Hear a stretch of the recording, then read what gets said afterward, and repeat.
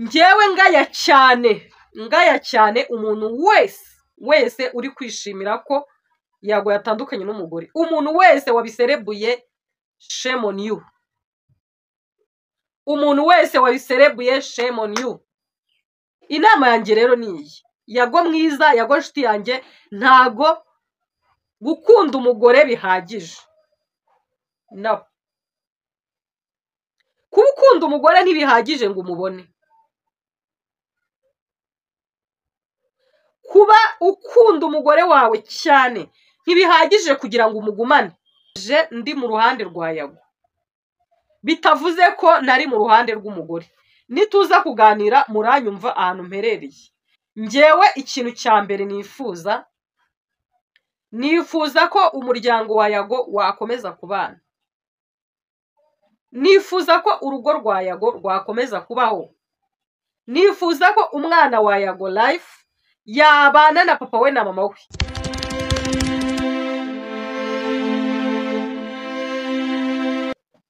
Nongeye kubasuhuza mwe mukurikiye Dede TV show. Ndasuhuza abari burasirazuba, iburengerazuba, amajyepfo, amajyaruguru, impande enye zose z'igihugu cy'u Rwanda. Ndasuhuza abantu mutuye mu mujyi wa Kigali. Nkunda kubibabwira cyane maximum respect. Maximum respect kabisa ku muhasla wese, umuntu hasolinga, umuntu baho muri haso kugira ngo abeho, kugira ngo yishyure landlord, kugira ngo abeho. Maximum respect kabisa.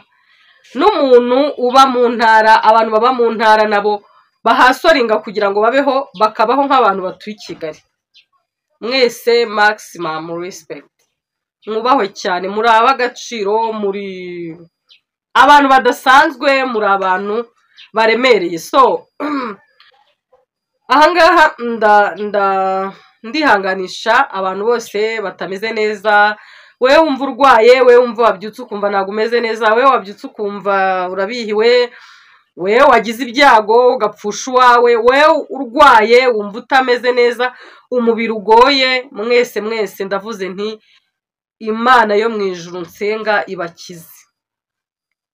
Imana yanjye, Imana nsenga ibakize. Nigeze kurota rimwe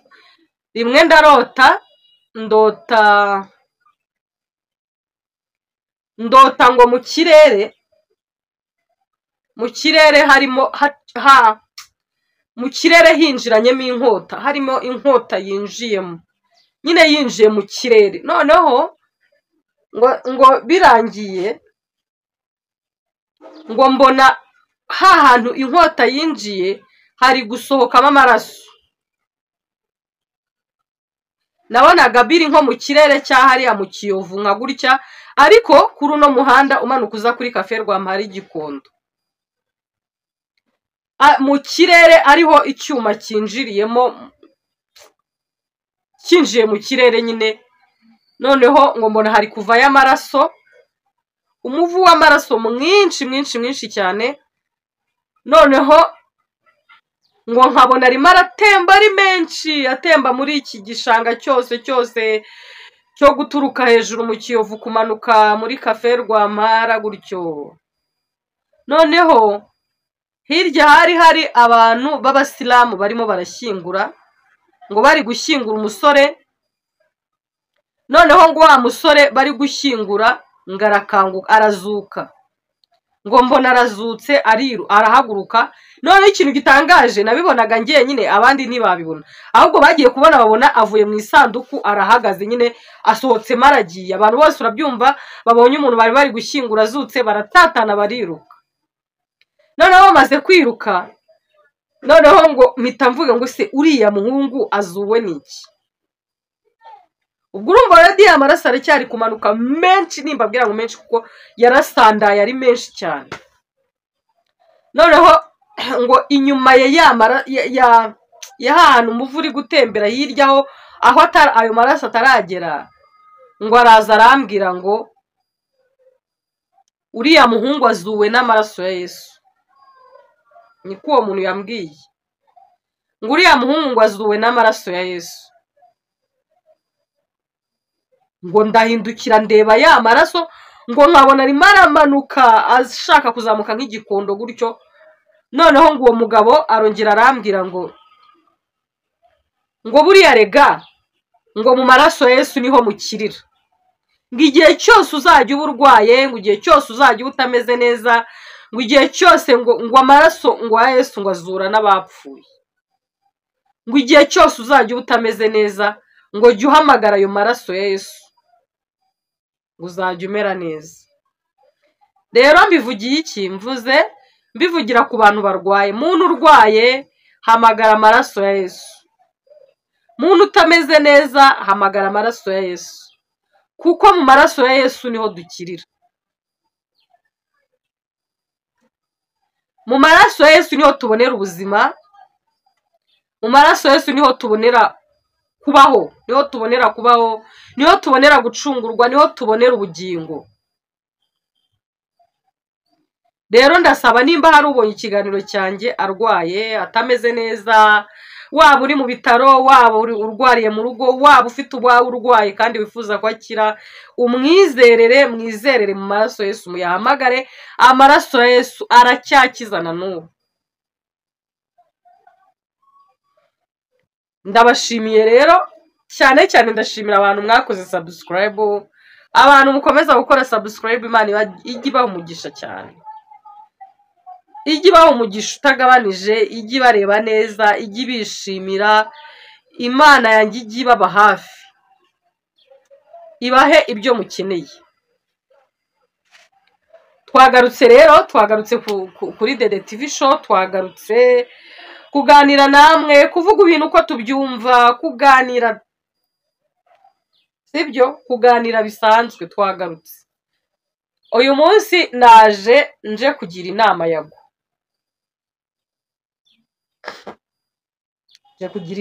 Yago, mwese muri kumutera amabuye, mwese muri kumuvuga nabi, mwese ntawe umwifuriza icyiza.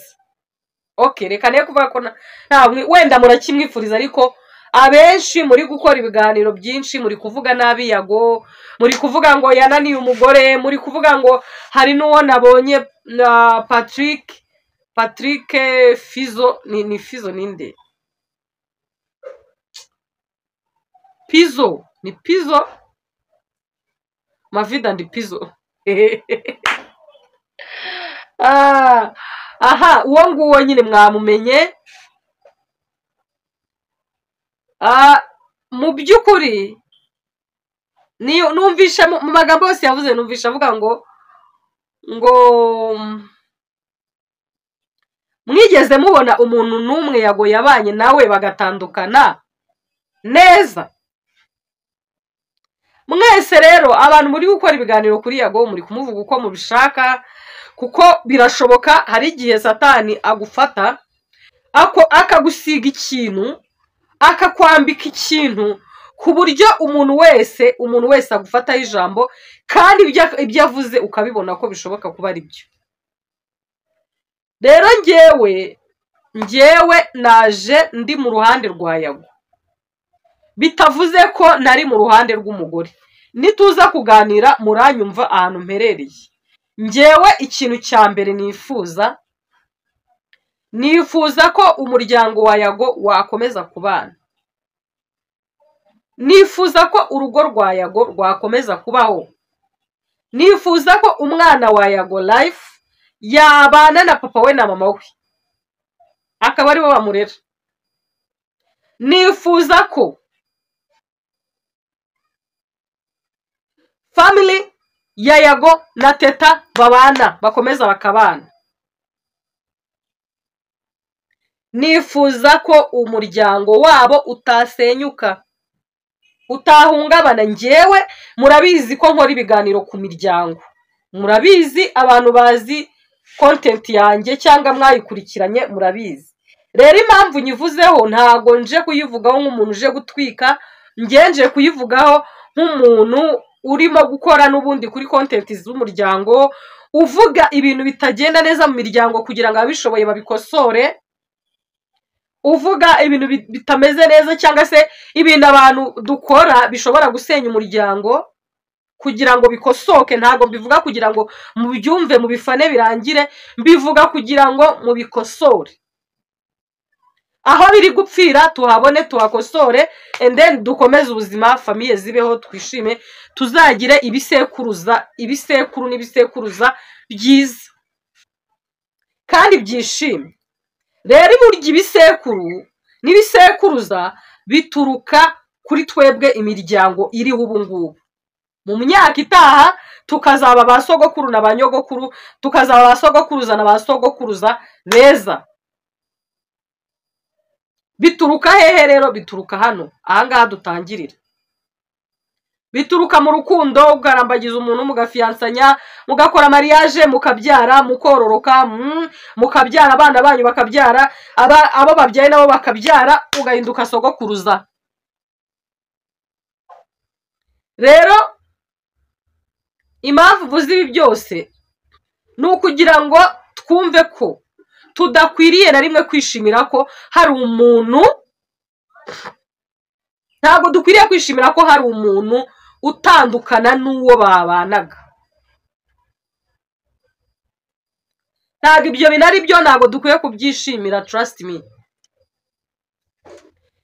Njyewe ngaya cyane umuntu wese uri kwishimira ko Yago yatandukanye n'umugore. Umuntu wese wabiserebuye, shame on you.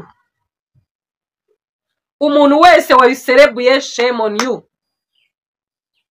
Nukuri kandi ntabwo ari byo. Yago uwo yaba ari we wese, Yago yaba ari mubi cyangwa mwiza, Yago yaba ari umuntu udashobotse cyangwa ushobotse, ntabwo ari byiza ko wishimira ko yatandukanye n'umugore we, cyangwa se yababaye kuko arababaye. Nimba mwararebye ikiganiro cyose, ikiganiro yakoze, Yago arababaye. Afite igikomere kinini cyane yagizemo uruhare, ariko aragifite. Njyewe impamvu mvuga ko yabigizemo uruhare ndayibabwira.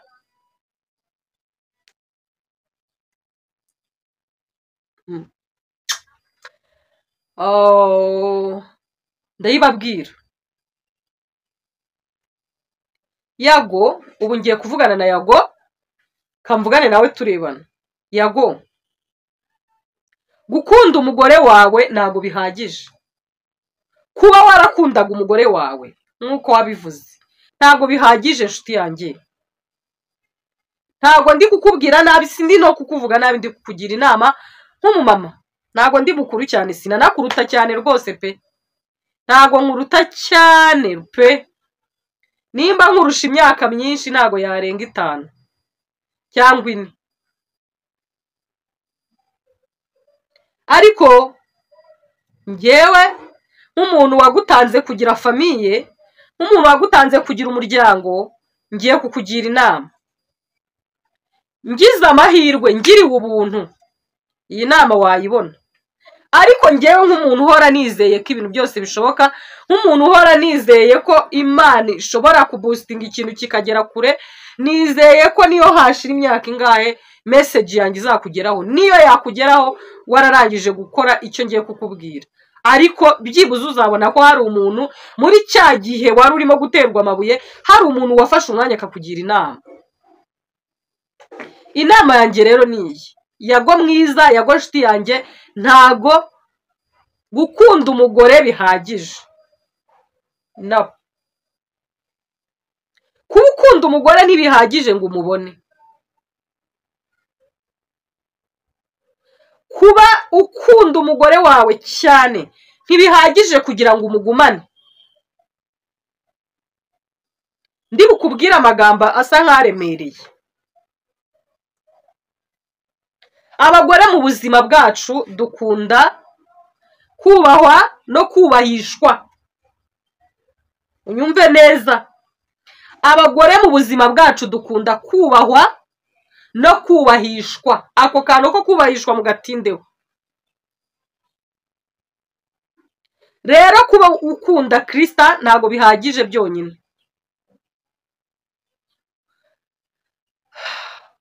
yes wafashe igihe uhura nawe murakundana nibyo. Rero muri iki gihe hari ikibazo kandi kigenda kinatuma mukomereka, mugenda mwangirika.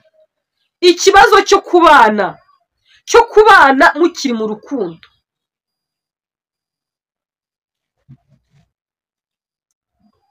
Ngewe ndamutse nkundanye nawe, nkamenya ingeso zawe, nkamenya imico yawe, nkakumenya bya nyabyo, nshobora kutabana nawe.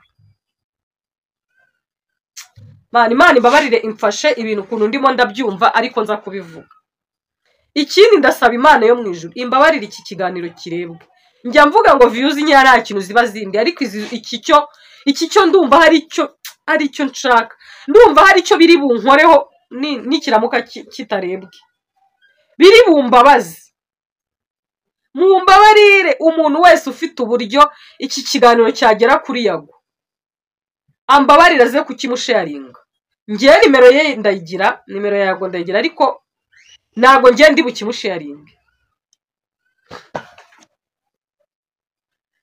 Ikibazo kiri mu rubyiruko, murakundana, mwamara gukundana mukabana, mukitwa ko muri mu rukundo cyangwa mukitwa ko muri gufiansanya.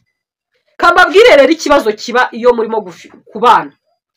Urabizi neza mu buzima busanzwe buri nomo, iyo ubana n'umuntu mu muntu haremyemo amadefo menshi, mu muntu haremyemo ibintu byinshi bitari byiza, mu muntu haremyemo amakote faiblesse, sibyo? Iyo ukundana n'umuntu, ubundi impamvu ingo za kera zakomeraga nuko umuntu mwabanaga mwamaze kudesida ko mugiye kubana. Ikindi cya kabiri, mwamaze kubyereka imiryango n'ababyeyi n'ubuyobozi, ku buryo za defo utegetswe kuzihanganira. Bya bintu byose bitagushimishije cyangwa bitakunejeje uri bubone kuri wa muntu, nyine ku buryo bitari n'ibinakubangamira, uragira uburyo mu biganira birangire, ariko icyo gusenya urugo cyo ntikiri buzima. Rero impamvu ubu ngubu muri gutandukana cyane, muri no kubabazanya mu rukundo, mumara kwemeranya gukundana. Utereta umukobwa yakwemerera urukundo, mwapanga guhura, mugahura bikarangira, mugahita mubana mu nzu, kandi mutaradesida kubana nk'umugore n'umugabo. Sinzi niba icyo kintu murimo muracyumva. Ubana n'umuntu gute utaradesida kubana nawe, ukamarana nawe umwaka mubana mu nzu? Ndabibona kenshi biraba. Umuntu mukaba muri gukundana, kandi biri kuba ku bakobwa benshi muri iki gihe n'abahungu, mukaba muri gukundana ugasanga muri kubana mu nzu. Biriya bintu ntabwo bishobora gutuma murambana, ni ukuri kandi munyizere. Kuba ukundana n'umuntu mugatangira guhevinga sex, mugatangira gusangira ubuzima nk'ubw'abantu babana mu rugo, ntago mwarambana. Uzi impamvu? Wa muntu atangira kubona ya madefo yawe, atangira kubona za kote faiblesse zawe, akananirwa kuzihanganira, kuko nta kintu bimusaba kubyihanganira, kuko ntawe ubimusaba, ntawe umubwira ngo ihangane. Ntabwo ari buhamagare bamurenga mubwiye ngo mango mbabarira ngo umugabo wanjye gutya na gutya, ntabwo murajya kubimubwira. Ntabwo famiye ziramenya yuko washatse cyangwa se ubana n'undi muntu mukundana. Bigatuma rero bya bibazo byawe ubigumana wenyine, cyangwa ukabibwira abandi bakobwa b'inshuti zawe mwari kumwe. Abakobwa b'inshuti zawe nta kindi kintu bakubwira, bakubwira ngo yizire, vayo, rekana n'uwo mutipe. Mu by'ukuri n'inshuti zawe ntago ziremera ko ari umugabo wawe, ziracyamufata nk'umutipe, ziracyamufata nk'umubebi, nimba ari umuhungu ugize ikibazo. Uri kumva? Aho rero ni ibintu byose muri kubyangiriza, ari nacyo kibazo cyabaye kuri Yago. Yago uriya mukobwa ntabwo yigeze umusaba, ntiwigeze umukwa, ntiwigeze ukora imihango yose nk'uko isabwa, nta nubwo ari mu rukiko mwagiye. Wenda ngo tuvuge ngo mwagiye mu rukiko birarangira. Muri kumva? defo zawe wowe Yago Kristo yazibonye utaramushyira muri kondisiyo yatuma abasha kuzihanganira. Sinzi nimba ibyo bintu byumva. Wowe waramukunze uhita umuzana mu buzima bwawe, umwinjizamo, umuzana mu rugo rwawe, murabana, wowe ubyita famiye, ubyita umuryango, ariko umukobwa we hari ikindi kintu wagombaga gukora, wagombaga kumushyira muri kondisiyo ituma aho kugira ngo muri we yumve ko agiye gusenya urugo, ahubwo yumva ko nyine yumva hari ikintu akugomba, yumva hari ikintu agomba gukora. Ni ukuvuga iki?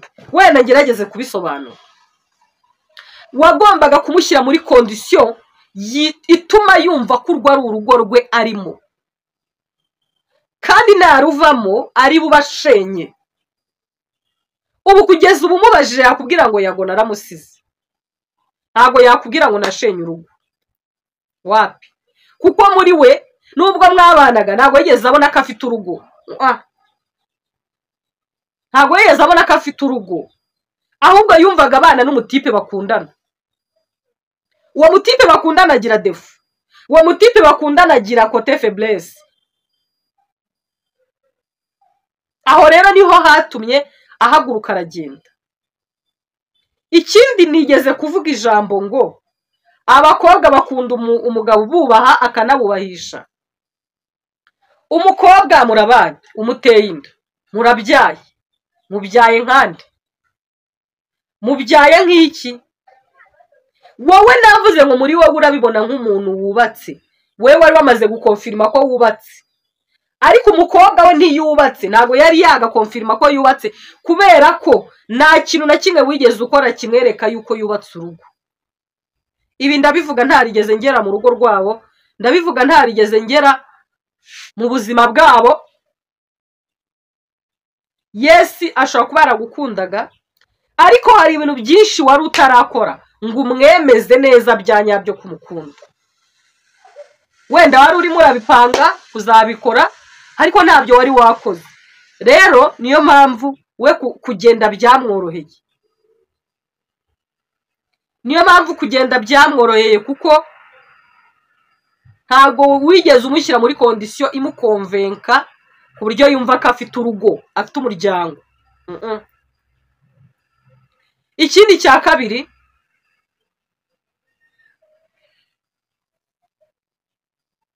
ubundi ukunze umukobwa, kimwe mu bintu bituma utakomereka cyane mu rugo ni ukwiyumvamo, sinzi uko ndi bubivuge, ni ukwiyumvamo ko umugore ukwiriye kumuha ikintu cyose umugomba. Yes, ukwiriye kumuha ikintu cyose umugomba. Ni ukuvuga iki? Natangiye mvuga ngo kuba warakundaga Teta ntibihagije, hari ikindi kintu wagombaga gushyiraho nk'uko uzi bigenda. Umukobwa buriya yaricaye aranariza aravuga ati ariko uyu mujama maze kubyarira bundi nzubahwa ryari, kuko mu by'ukuri waramukundaga yego, ariko hari ibintu byinshi utakoze kuri we wamugombaga, noneho bihita bihura na ya depresiyo umugore agira amaze kubyara, biba byinshi cyane arigendera.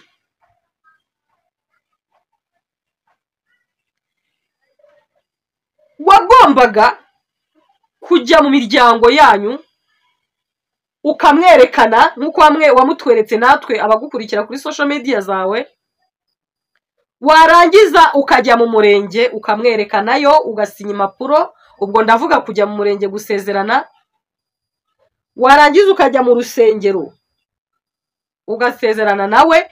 Ibyo bintu ni guza abagore. Ubundi warangiza mukabana mu rugo, nawe azi ko ari mu rugo, azi ko afite uburenganzira kuri buri kimwe cyawe. kuko muri ya depression umugore agira amaze kubyara hazamo analize nyinshi, hazamo kukwibazaho ibintu byinshi, akaba atari kubundi ubu ndi hano nk'iki,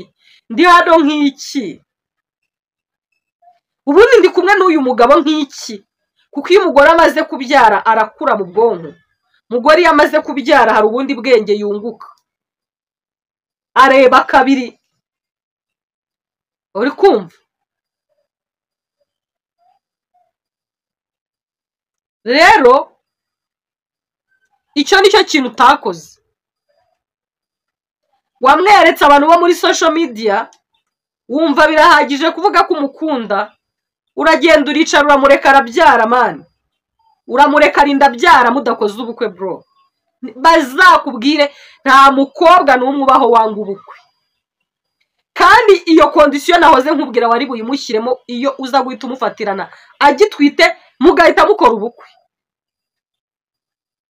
Ntabwo iyo mwarakoze ubukwe teta aba yaratinyutse guhaguruka mu rugo rwa Kageni. Niyo aza kugisha inama famiye bari mubwira ati tuza.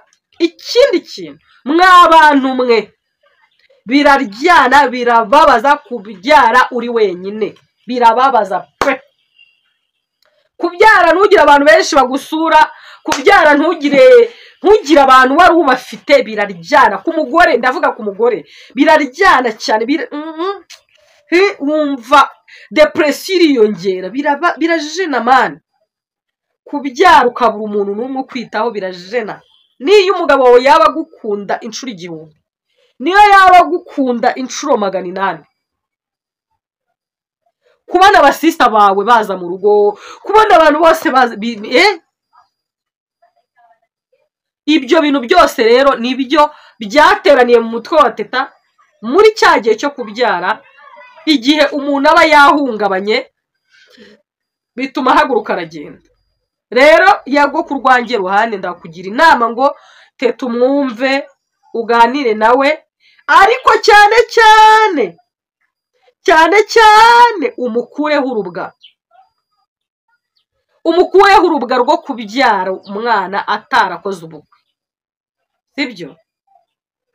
Kuko nuramuka utinze nkugira inama, njye ndi kubivuga nk'umuntu nabanje kubyara ntabana na papa w'umwana. Nuramuka utinze ntawe uzabona. Ubu ubagiye kugira abantu benshi bamuganiriza, bamukonvenka, bamubwira kuri mubi, bamubwira ibintu byinshi, bakomeza kumukwangisha. Uzashiduka teta arimo gukora ubukwe n'undi mugabo. Icyo nakugiraho inama, fatirana bigishyushye, fatirana ihene igihebeba. Nawe ubundi nibitaba ibyo fata inkwano ntabwo uzibuze, ugenda uko umugore, ugenda umushyire mu rugo bya nyabyo bizwi, maze ubundi umbwire kuzongera kubabara. Uriya mugore wemeye guhungana nawe mukajyana hanze aragukunda. Ntabwo ari uko atagukunda, aragukunda, ahubwo ntiwigeze umwubahisha. Ntiwigeze umwubahisha mu miryango ye, ntiwigeze umwubahisha mu bakobwa b'inshuti ze, ntiwigeze umwubahisha mu bana bakuranye. Reka wagombaga gutuma aba muri condition yumva ko afite urugo. Rero niyo mpamvu nkugira inama muvandimwe, fatiye n'igihebeba, ugende wirege, usabe imbabazi, nurangiza ukora ibyo ugomba gukora byose bizakurinda kubabara, bizakurinda gukomereka. Ibyo uvuga ngo ugiye gufokasinga ku kazi jamais. Amarangamutima ntago yagukundira maniga, amarangamutima ntiyagukundira. Ntabwo byava mama. Umuntu watawe n'umuntu akunda akagenda yari afite wari ugize uruhinja, ntabwo byapfa kukuvamo gutyo gusa. Inama nakugira rero, do it. Numva bihagije. Nubu umunyabwenge ntagira amahirwe iyi video ikakugeraho, biraza kukuryohera. So, thank you. Mwese ndabashimiye. Imana ibahe umugisha. Mukomeze muhahe muronke. mukomeze mukundane mugire ubwenge. Bibiliya iravuga ngo nubura ubwenge nzakureka. Imana ibahe umugisha.